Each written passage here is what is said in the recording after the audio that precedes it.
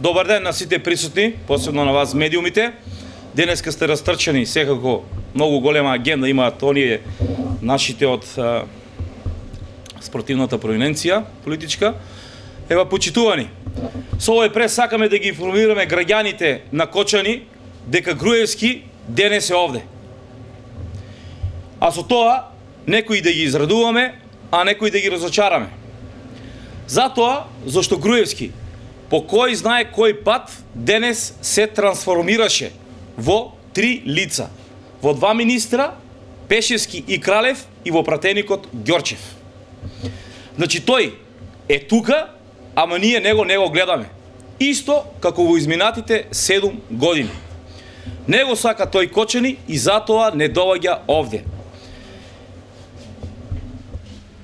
Па од истата причина го кандидираше и господинот Радко Димитровски за кандидат за градоначалник по втор пат, затоа зашто и тој него сака Кочани. Ако тие го сакаа Кочани, немаше во 5 до 12 да се растрчаат и да ветуваат остварувања на сите нивни лажни ветувања. И замислете, ќе граделе училишни спортски сали како онаа во училиштето Крсте Петков Месирков во Оризари. Ќе граделе затворени базенти во Кочани. Ќе граделе прочистителни станици и на Брегалница и на Кочанска река.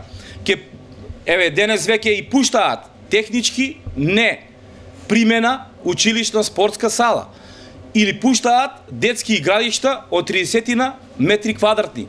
Ќе ја граделе браната на реката Оризарски, наречена Речани.